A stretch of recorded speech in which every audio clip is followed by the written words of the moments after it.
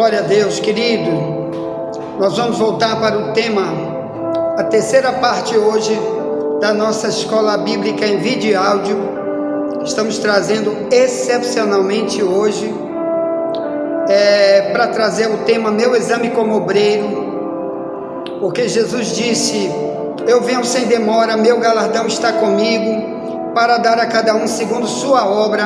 Quem é sujo, se suje mais; quem é limpo, se limpe mais. Quem está fazendo justiça, continue fazendo justiça. Quem é injusto, continue sendo injusto, porque eu venho sem demora, o meu galardão está comigo, para dar a cada um segundo a sua obra. Apocalipse 22, 11, 12. Então, para a gente entender a questão da obra que Deus espera de nós hoje estamos tratando nesse terceiro áudio e vídeo sobre Filipenses 1:6, onde Deus diz na palavra que Ele começou a obra e Ele quer concluir a obra. Mas essa conclusão, se eu disser não quero da tua maneira, Deus, eu não quero, eu quero da minha, aí como que Deus vai fazer? Olha,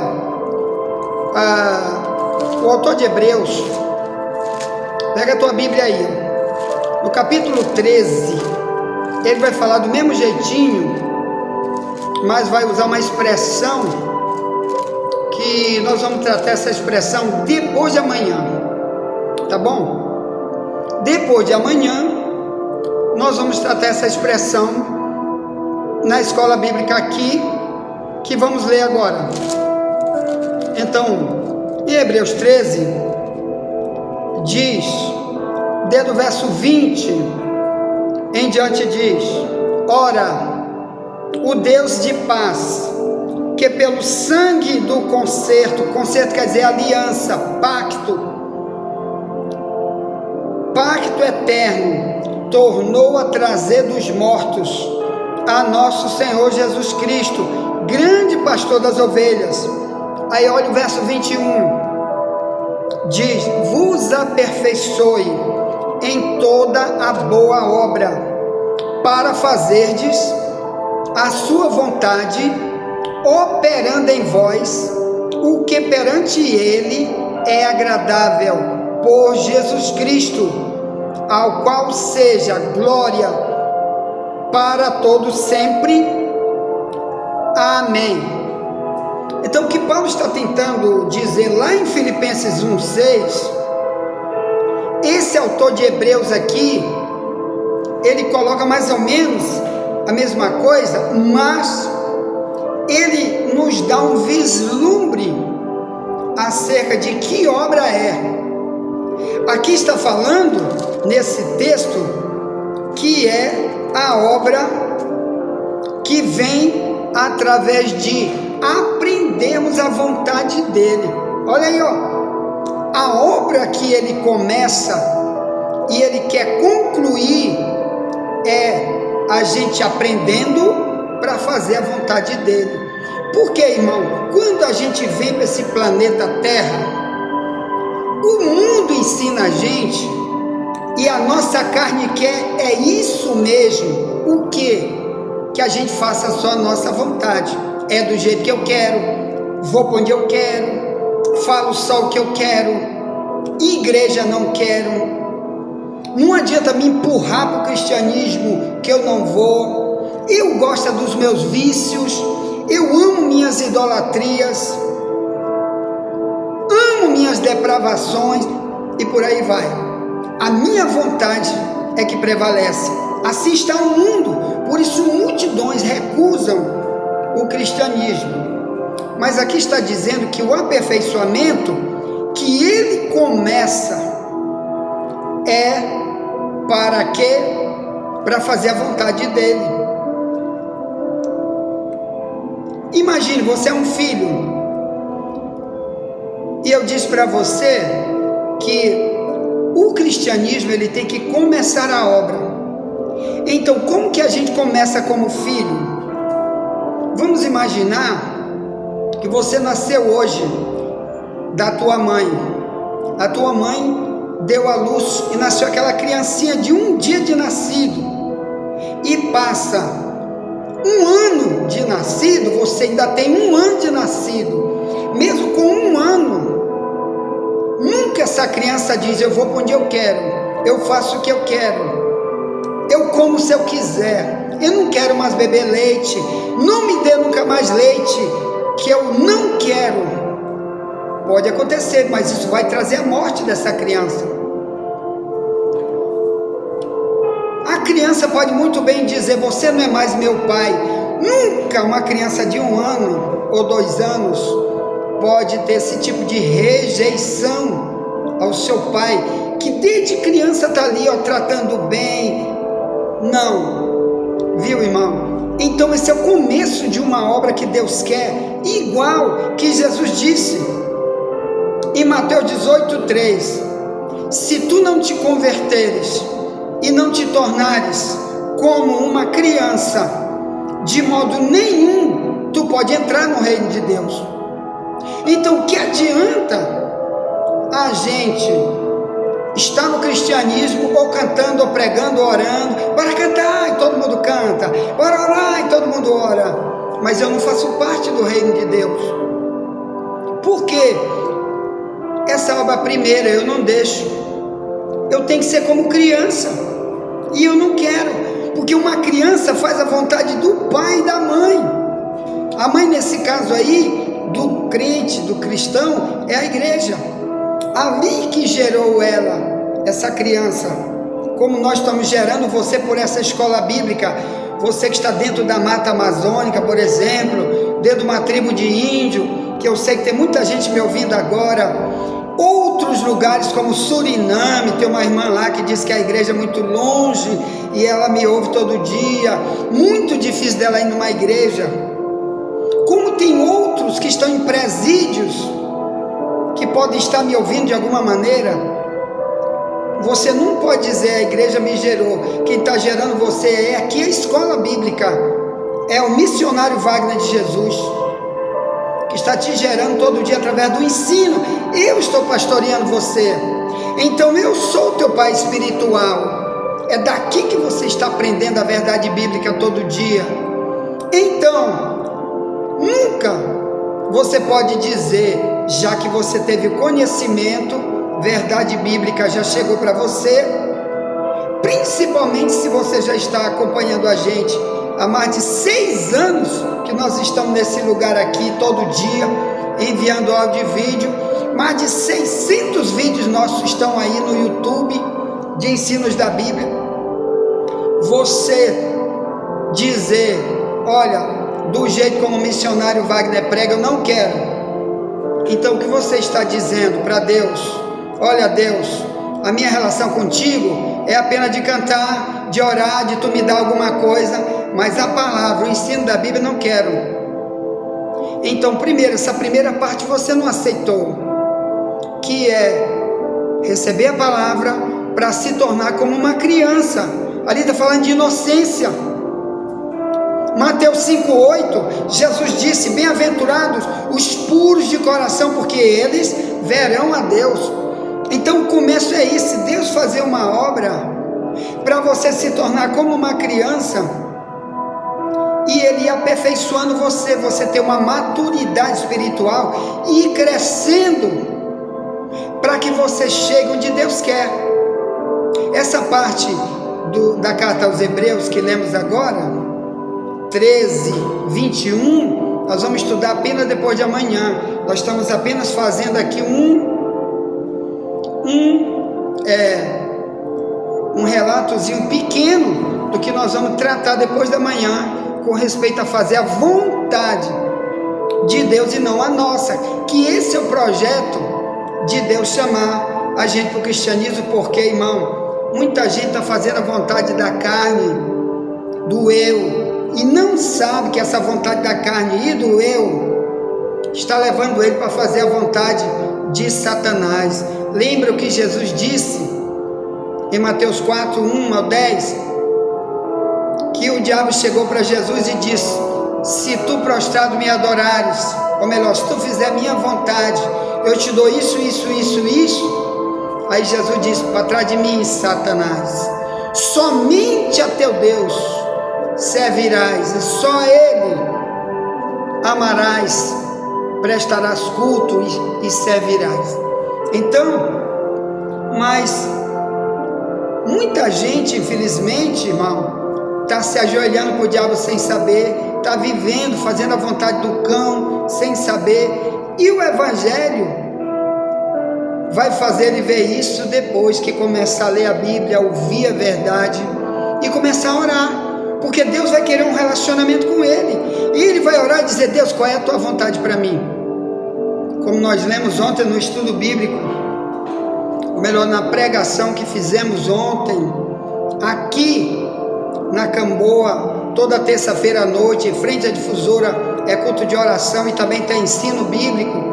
Tem vários pregadores daqui da igreja que pregam, e um deles fui eu, e eu li Provérbios 2, verso 3, que diz: ó, se tu clamares por entendimento, se como prata ou ouro buscares por entendimento, tu vai entender o temor do Senhor.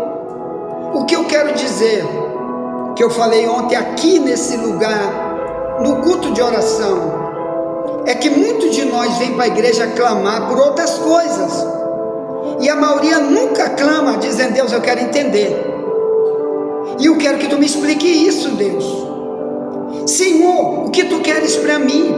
Ou então, eu ouvi um pregador falar isso, isso, isso, me explica isso, Deus. Ele quer falar contigo pessoalmente, porque Ele quer aperfeiçoar, Ele quer tratar áreas da tua vida, que às vezes as pregações por aí ainda não trataram, ou porque você não permitiu quando alguém ensinou a verdade, ou porque aqueles pregadores estão sendo inúteis para você, você está investindo inutilmente numa igreja que não ensina a verdade, e aí você está perdendo seu tempo, morre, e Deus tentou começar uma obra em você, mas Deus não pôde concluir, porque o propósito dele não é começar, é concluir a obra, para o teu bem, para ele usar você para você mesmo, ser uma bênção para você mesmo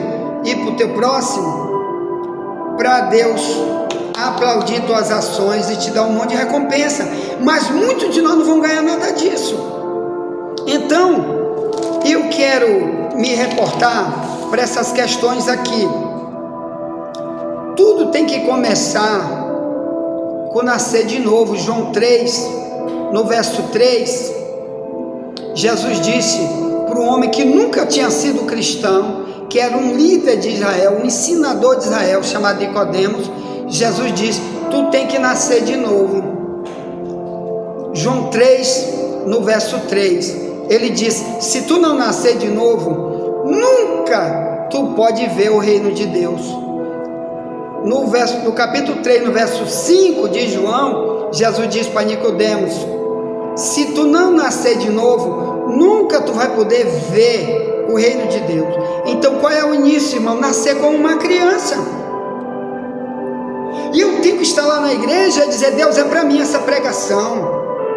A partir de hoje, eu quero jogar fora tudo, meu Deus, que eu aprendi como matéria religiosa e aceitei para mim, acreditei, utilizei para mim, como se fosse coisa certa.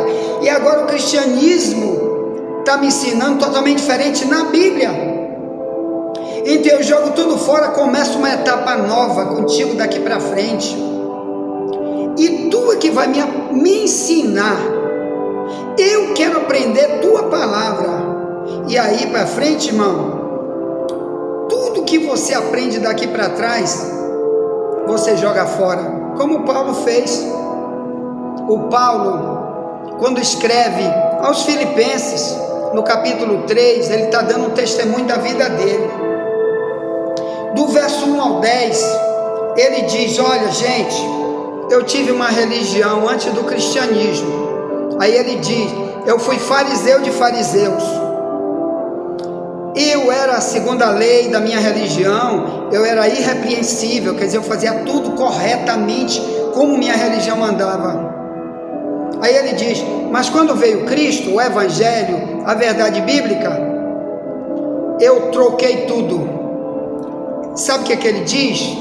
Do verso 6 ao 8, ele diz: toda a minha religião velha eu considero agora como esterco. Na minha tradução mais antiga, que eu estou lendo todo dia com você, é Ferreira de Almeida, Revista Corrigida, que está mais perto do original. Você pode digitar aí, que a Bíblia está toda no teu celular, no Google. Digita o capítulo e o versículo e você vai ver instantaneamente os versículos, e põe do lado tradução de Ferreira de Almeida, Revista Corrigida, e você vai ver que ele diz: tudo o que eu vivi daqui para trás na minha religião velha foi esterco. Eu considero como esterco. Esterco é fezes, literalmente. Quando naquela época e até hoje você cria galinha em casa e depois de vários meses ali limpa o galinheiro, tira aquele monte de cocô e joga lá no sol, e joga uma água, deixa pegar chuva, e depois põe lá no pé da bananeira, da mangueira, da batateira, e vai sair só fruta excelente. Também pode ser do coelho, do pombo, do bode, do boi, do jumento, o esterco. Paulo está comparando a religião que ele antigamente viveu como esterco. Para quê? Para começar o cristianismo dele. Então Deus só conseguiu fazer uma obra em Paulo, e depois através de Paulo, que ele foi um grande missionário, o maior missionário que a Bíblia já registrou depois de Cristo foi Paulo, que viajou por multidão de países pregando, sofrendo demais pelo Evangelho, mas nunca abandonou 1 milímetro da sua missão, continuou sendo cristão. Por quê? Porque ele no início disse: ó, daqui para trás minha religião, tchau, não quero mais. Tudo que eu aprendi dos meus pais. E detalhe, ele diz lá em Filipenses 3, 1 ao 6, que ele era fariseu de fariseus. Ou melhor, os fariseus naquela época, irmão, tinham um salário grande, uma posição grande. Eram os líderes de Israel da religião, eram os pastores, eram os mestres bíblicos para o povo. Eles eram o exemplo de que a única religião era só eles que tinham, a única verdade era só eles que carregavam. Quem? Os fariseus. Paulo, quando ouviu a palavra de Cristo, que foi como o próprio Cristo aparece para Paulo pela primeira vez em Atos 9. Cristo já estava morto e ressuscitado fazia cerca de 5 anos. Em Atos 9, 1 em diante, ele aparece lá para Paulo e diz: por que tu me persegue? E a partir daquele dia ele passa a ser um cristão. Mas não começou apenas ali, ou melhor, ali foi o início.